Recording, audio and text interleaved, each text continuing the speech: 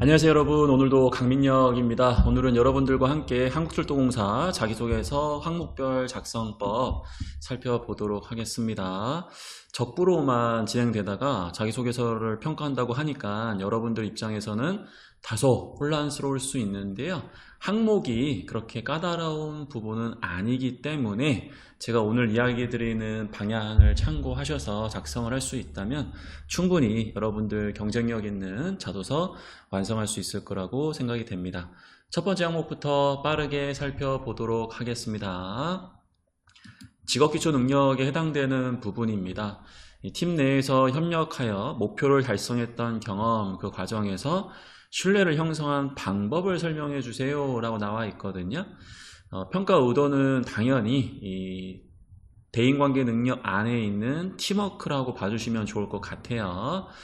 여기서 이야기하는 팀 내 협력이라는 게 여러분들이 팀의 목표 달성을 위해서 본인 역할이 아니더라도 자발적으로 팀에 도움이 될 수 있는 역할을 적극적으로 수행하는 부분, 물론 그 이전에 여러분들에게 주어졌던 역할은 책임감 있게 완수하는 모습은 병행을 좀 해주셔야 되겠죠. 그리고 팀을 위해서 노력하는 그 과정에서 팀을 위해 억지로 내가 하겠다가 아니라 내가 만약 이러한 팀워크를 발휘하게 된다면 팀의 목표 달성뿐만 아니라 평상시에 내가 미흡하게 느껴졌던 어떤 그러한 역량들도 보완할 수 있거나 팀원들과 좀 더 좋은 관계를 유지할 수 있다라는 긍정적인 생각을 가지게 되었다.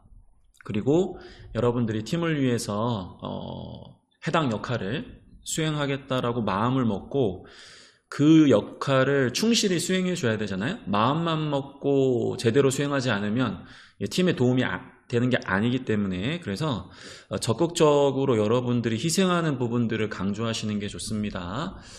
여기서 신뢰를 형성했다가 결국엔 이 적극적 희생에 대한 부분과 좀 연관되는 부분이라고 볼 수 있는데요. 그 팀원의 역할을 좀 지원해 주는 거, 혹은 솔선수범을 통해 가지고 팀 내 분위기를 조성한다라든지, 아니면 팀원들을 배려해서 어떠한 역할을 부여하거나 그러한 역할을 수행하는 과정에서 좀 더 좋은 환경에서 업무를 수행할 수 있도록, 혹은 여러분들의 어떤 따뜻한 격려, 그런 부분들도 반영이 될 수 있습니다. 그리고 여러분들이 힘든 점이 있다면 또 팀원들에게 그러한 부분들을 진솔하게 이야기하면서 도움을 좀 이끌어내고, 마찬가지로 본인도 그러한 부분에 감사함을 느끼고 더 열심히 본인의 역할을 수행하면서 팀원들의 신뢰를 얻었다라든지, 이런 여러 가지 방법들이 다 적용될 수가 있거든요. 그래서 특정 노력만 해야지 팀워크냐, 그런 건 아니에요. 다만 공통적으로 여러분들이 이 항목에서 신뢰를 형성하기 위해서는 팀을 위해 자발적으로 이건 네 거고 이건 내 거다 이런 게 아니라, 내 역할은 열심히 하는 건 당연한 것이고, 팀원들 어려워한다면, 혹은 팀원이 갑자기 빠져가지고 누군가가 그 역할을 해야 된다면 좀 더 적극적으로 나서가지고 노력하려고 하는 그런 자세, 그리고 그러한 노력을 행동으로 보여주는 거죠. 특히나 이 직업기초 능력에서는 이 팀워크에 대한 부분들을 다른 팀원들이 좀 더 자기 역할을 충실히 수행할 수 있도록 필요한 정보를 제공해 주거나, 아니면 미리 대비할 수 있도록 또 관련된 우리 지원자의 업무 현황을 공유해 주거나, 그러한 부분들을 중요시 여기기 때문에 여러분들이 또 이러한 노력들을 했다라고 한다면 자연스럽게 반영해 주시는 것도 좋겠습니다. 여기서 이야기하는 팀 내라고 되어 있는데요. 소재적인 측면에서는 가급적 3인 이상, 여러분들을 포함해서 3인 이상이 공동의 목표를 달성하기 위해서 노력했던 소재, 그게 좋겠습니다. 가끔씩 그 스터디를 얘기하시는 분들이 계신데요. 스터디는 단체 활동은 맞지만 개개인의 목표를 달성하기 위해서 이렇게 그룹이 되는 것이지 그 한 그룹의 공통된 목표가 있는 건 아니잖아요. 그래서 그런 측면들은 여러분들이 구분을 하실 수가 있어야 합니다. 다만 꼭 직무와 관련된 경험으로만 써야 되는 건 아니기 때문에 여러분들이 좀 더 폭넓게 소재를 잡아주시면 되겠습니다. 자, 두 번째 항목 살펴볼 텐데요. 피드백을 수용하여 업무나 행동을 개선한 사례가 있다면, 이와 같은 질문을 주는 이유는 입사 후에 상사 혹은 선배들이 여러분들에게 피드백을 줄 텐데, 그런 부분들을 잔소리로 생각할 거냐, 아니면 좀 더 능동적으로 그리고 적극적으로 관련 피드백을 수용해서 더 좋은 모습을 보여줄 거냐, 이제 그거를 직설적으로 물어보는 항목이라고 봐주시면 돼요. 그래서 평가 의도는 변화 관리에 대한 부분들, 뭐 개방성이라든지 수용력과 좀 연관지을 수 있는 그러한 항목이라고 보시면 되겠습니다. 피드백 같은 경우에는 내가 어떠한 실수를 했을 때 타인이 여러분들에게 피드백을 줬을 텐데, 이런 게 아니라 본인이 업무를 수행하면서 내가 이런 부분에 있어서 좀 더 책임감을 다하기 위해서, 혹은 좀 더 우리 팀에 도움이 되는 그런 목표를 달성하기 위해서는 스스로 부족하다라고 판단되는 부분들을 주변에게 좀 이렇게 공손하게 요청하면서 피드백을 받는 그러한 부분도 좋거든요. 만약에 자발적으로 여러분들이 피드백을 요청하는 경우라고 한다면은 저는 좀 더 좋은 소재라고 생각을 해요. 필수는 아닙니다, 여러분들. 필수는 아닌데 저는 그래도 여러분들이 좀 더 수동적인 모습보다는 능동적으로 이러한 모습을 보여주는 것을 좀 더 추천을 드립니다. 다만 억지스럽게 없는 경험을 가지고 와가지고 그렇게 쓰실 필요는 전혀 없다라는 점도 여러분들이 이해를 해주셔야 되겠습니다. 자, 수용했다라는 건 어떤 거냐? 누군가가 피드백을 하게 되면 네, 알겠습니다 하고 넘어가는 게 아니죠. 상대방도 여러분들에게 피드백을 줄 때는 굉장히 조심스럽거나 좀 불편한 부분이 있을 수 있거든요. 그럼에도 불구하고 여러분들의 발전을 위해서 피드백을 줬다라는 것은 결국 여러분들에 대한 관심이 있다라는 거고, 여러분들을 생각하고 있다라는 거잖아요. 그러한 부분에 대해서 어떻게 보면 미안함 혹은 감사함, 그러한 어떤 감정적인 부분들을 먼저 드러내고 정확하게 상대방이 나에게 어떤 피드백을 주려고 하는지를 수용하려고, 정확하게 이해하려고 노력하시는, 뭐 재질문을 하실 수도 있고, 그리고 그러한 피드백을 준 배경에 대해서도 다시 한번 내가 리마인드를 할 수도 있는 거고, 그러한 태도를 볼 때 이 친구는 나중에 입사했을 때 내가 피드백을 주더라도 굉장히 긍정적으로 그러한 부분들을 수용해 가지고 업무에 임하겠구나, 그런 생각이 들겠죠.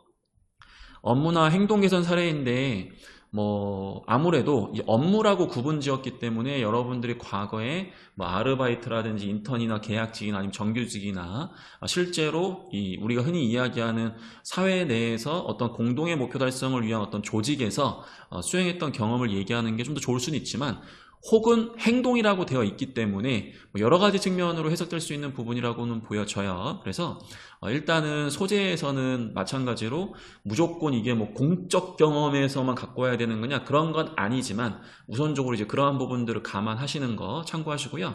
더 중요한 거는 어떻게 앞에서 이야기했던 이러한 피드백을 내가 적극적으로 실제 행동 그리고 실제 업무에 적용하려고 노력하는지.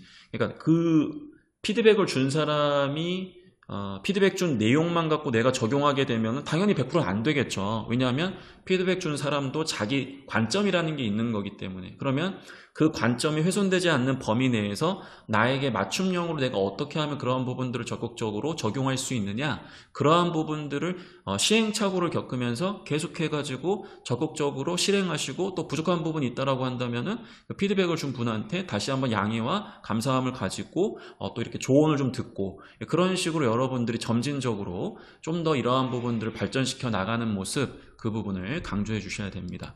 글자 수에서는 이 부분에 대한 글자 수가 가장 많이 제시되는 것을 우선적으로 추천을 드립니다, 여러분들. 결과에 대한 부분은 한 방에 다 개선이 되었다 라기보다는 그러한 피드백을 실행하는 과정에서 앞에서 이야기했던 시행착오, 뭐 좋아졌다 하지만 좀 아쉬운 부분이 있었기 때문에 점진적으로 더 이런 것들을 계속해서 보완을 했다, 이와 같은 방식으로 강조해 주시는 거 추천을 드립니다. 아마도 이번 항목 같은 경우에는 여러분들이 그동안 썼던 기존 자소서가 아니기 때문에 새롭게 자소서를 써야 되는 부분이 분명히 있어요. 그러다 보니까 더욱더 신경을 쓰셔야 됩니다.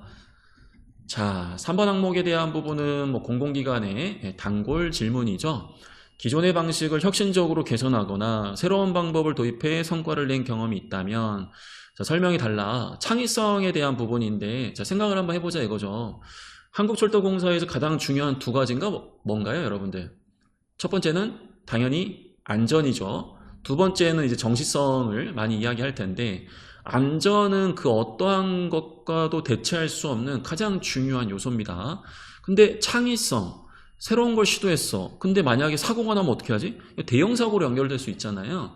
자, 그래서 혁신이라는 단어는 분명히 이 코레일에서도 요구되는 부분은 맞지만 여러분들이 검증되지 않은 방법이라든지 최소한 본인이 계획을 잡았던 부분들에 대해서 주변의 어떠한 뭐 반응이라든지 검토 없이 급진적으로 막 시도해가지고 이렇게 좀 뭐랄까 이 좀 뭔가 불안해 보이는 모습, 그런 부분들은 저는 우선적으로 추천드리진 않아요. 그리고 공공기관 지원하는 분들의 특징이 정말 막 기발한 아이디어를 가지고 와가지고 막 세상을 바꿀 만한 아이디어, 여러분들을 무시하는 게 아니라 사람들마다 성향이라는 게 좀 있는 거고 다 각자의 장단점이라는 게 있는 거잖아요. 그래서 반대로 여러분들이 이 질문을 보시고 내가 혁신? 뭔가 대단한 걸 보여줘야 되나? 지금 그런 부담을 느끼실 것 같아가지고 걱정할 필요가 없다라는 거 말씀을 드리고자 합니다.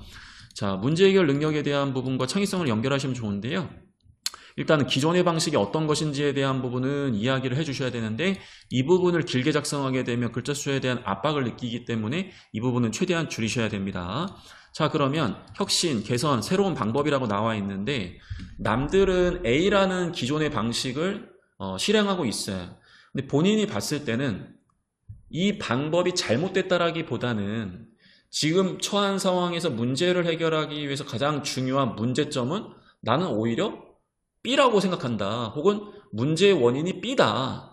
근데 지금 기존의 방식을 활용하는 분들은 문제점을 A, 문제의 원인을 또 A라고 봤기 때문에 그러한 방식을 취한 건데 저는 이 상황에서 근본적인 이 문제점, 그리고 이 문제점의 배경, 그게 무엇일까를 고민해 보니까 좀 더 남들과 다른 관점을 느끼게 된 거고, 그러면 지금 내가 문제점과 문제의 원인을 기존에 있는 사람들과 다르게 봤기 때문에 당연히 방식도 달라져야 되겠죠. 그래서 이제 그러한 부분들을 여러분들이 접근하셔가지고 단순하게 기가 막힌 새로운 아이디어로 개선했다가 아니라 이 상황에서 문제점이 무엇이고 문제의 원인이 무엇인지를 좀 더 깊이 있게 고민하면서 남들이 발견하지 못했던 그런 부분들을 발견했기 때문에 결국 아이디어 자체는 사실 평범할 수 있으나 지금 이 상황에서 문제점을 다르게 보면서 여러분들이 그 노력이 연결된다라는 점, 그러한 부분들을 강조하시는 게 훨씬 더 좋은 방법이다라는 말씀을 드려봅니다. 그에 맞는 이 적합한 아이디어, 그리고 그 아이디어가 정말로 효과적인지 주변 사람들에게 조언을 얻거나 아니면 만약 이러한 새로운 방식을 적용했을 때 발생 가능한 리스크가 무엇인지를 검토해보고 만약에 이 정도 선에서는 내가 다시 다른 방법을 시도해야 된다라는 스스로의 어떤 약속, 스스로의 어떤 계획, 그런 부분들을 생각하면서 실행하는 좀 안정적 모습을 여러분들이 강조하시는 것 좀 더 추천을 좀 드려요. 성과는 당연히 이전보다는 더 좋은 결과가 나와줘야 되겠죠. 이 항목 역시 직무와 관련 없는 그러한 소재도 문제되지 않습니다. 당연히 직무와 관련된 소재로 쓰셔도 되는데 꼭 필수는 아니다라는 점 여러분들이 기억해 주신다면 소재를 선택할 때 또 크게 어렵지 않을 것이다 라는 말씀을 드려봅니다. 겸손하게 말해라 이런 건가요? 약간 그런 의미와 좀 연관성이 있는데 너무 급진적인 모습, 한번 새로운 거 시도하고 실패하면 또 다른 거 하면 되는 거 아니냐, 그거는 여러분들의 실패로 인해서 다른 사람에게 피해를 주지 않는 상황일 때 그렇게 하는 것이지, 만약 이제 여러분들이 입사해서 업무를 수행하게 됐을 때는 본인의 실패뿐만 아니라 그 실패로 인해서 다른 사람들에게 어떤 영향을 주는지도 고려하면서 접근하셔야 되기 때문에 제가 앞에서 이야기 드린 부분을 참고하라는 뜻입니다. 좋습니다. 자, 마지막 항목입니다. 로얄티 항목이죠. 역시나 이제 직무수행 능력과 강조를 좀 해줘야 되는데, 지원 분야에 맞춰가지고 구체적으로 한국철도공사에 지원하게 된 동기 하나 물어보고 있죠. 그리고 회사의 비전 및 목표에 부합하는 본인의 강점이라고 되어 있어요. 저 같으면 소제목을 2개로 쓸 것 같습니다. 저 같으면 소제목 2개 씁니다. 필수는 아니지만. 자, 로얄티를 먼저 강조해 줘야 되는데, 한국철도공사가 이러이러해서 좋아요. 물론 공공기관 지원자로서 한국철도공사의 어떤 서비스나 가치에 대해서 깊이 있게 공감하고 그러한 부분들이 우리 사회에 좀 더 이렇게 전달이 돼줘야 된다. 뭐 그게 방향적인 부분은 틀린 건 아니거든요. 근데 지원 분야에 맞추라고 했단 말이에요. 그러면 여러분들이 제가 지금 홈페이지에 가가지고 공사 소개를 좀 보니까 뭐 이 한 페이지로 뭐 답은 다 나와 있다라고 보여지는데 경영 목표, 전략 과제가 있잖아요. 그러면 여러분들이 요거 한번 읽어보시고 내가 지원하는 이 분야에서 어떤 목표와 가장 연관성이 있을까? 이 경영 목표 중에서 하나를 찝으셔도 되고요. 전략 과제 중에서도 하나를 찝으셔도 됩니다. 그렇게 해서 이 철도공사에서 뭐 예를 들어가지고 이 디지털 통합 안전관리라는 전략 과제 달성에 기여하고자 지원했다라는 측면으로 여러분들이 이 지원 동기를 이야기해 주신다면 자연스럽게 이 지원 분야에 맞춘 부분이 되기 때문에 안정적으로 로얄티를 쓰실 수가 있어요. 물론 여러분들이 제가 회사를 선택하는 기준은 뭐 우리 사회에 도움이 되고 특히 제가 가지고 있는 강점을 발휘하면서 더욱더 성취감을 느낄 수 있는가인데 그러한 기준에 한국철도공사는 어떠한 측면에서 우리 사회에 도움이 될 뿐만 아니라 제가 지원하는 땡땡 지원 분야는 어떠한 역할을 수행해야 되는데 이 과정에서 저의 강점이 어떠한 이유 때문에 발휘될 수 있기에 저는 확신을 갖고 지원하게 되었습니다. 이와 같은 자기만의 어떠한 기준을 제시하고 그 기준에 부합되는 사례를 기업과 직무의 사례로서 연결시킬 수는 있어요. 그래서 그런 방법을 선택하셔도 되는데 너무 복잡하다라고 한다면 방금 제가 말씀드린 부분과 연관지어 가지고 이야기를 해주신다면 굉장히 손쉽게 이 내용을 쓰실 수가 있어요. 그러면 자연스럽게 글자 수가 좀 남을 수는 있는데요. 그러한 글자 수는 여러분들의 강점을 집중적으로 작성하시는데 할애할 수가 있겠죠. 아니면은 앞에서 제가 이야기했던 것처럼 어떠한 목표 달성에 해당 분야에서 기여하고자 지원했다. 저는 어떠한 경로, 뭐 예를 든다면 홈페이지, 경영공시, 아니면 뭐 사보, 아니면은 뭐 이제 뭐 우리가 흔히 이야기하는 나름대로의 이런 여러 가지 이제 경로들이 있잖아요. 그래서 이제 그런 부분들을 언급하시면서 발로 뛰는 노력을 통해 가지고 직접 본인이 역사에도 가가지고 다양한 고객의 피드백도 보고 홈페이지에 나와 있는 고객의 소리 뭐 그런 것들도 참고하면서 정말로 내가 이 공사를 이해하려고 노력을 했다. 그런 식으로 양적 노력을 조금 더 첨가시킬 수는 있거든요. 그래서 그런 부분들은 여러분들이 어떤 노력을 했는지에 따라서 선택을 해주시면 되겠습니다.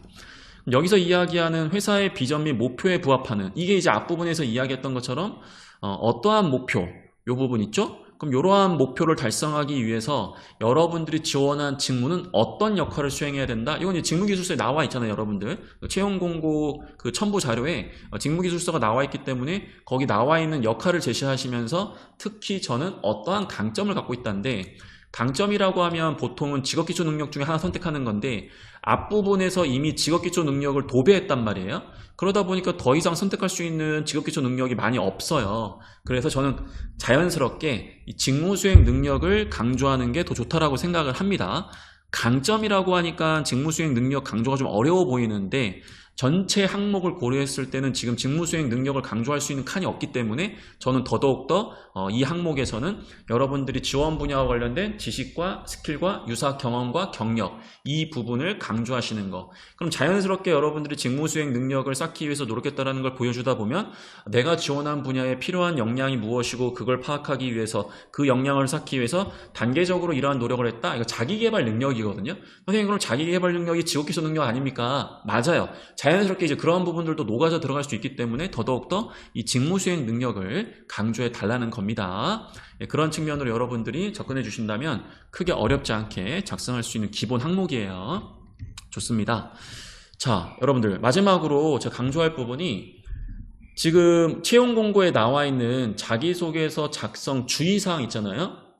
부디 그 주의사항을 3번 이상 정독한 다음에 자기소개서를 작성하시기 바랍니다. 그런 가이드를 여러분들은 굉장히 아무것도 아닌 것처럼 넘기시는 분들이 많더라고요.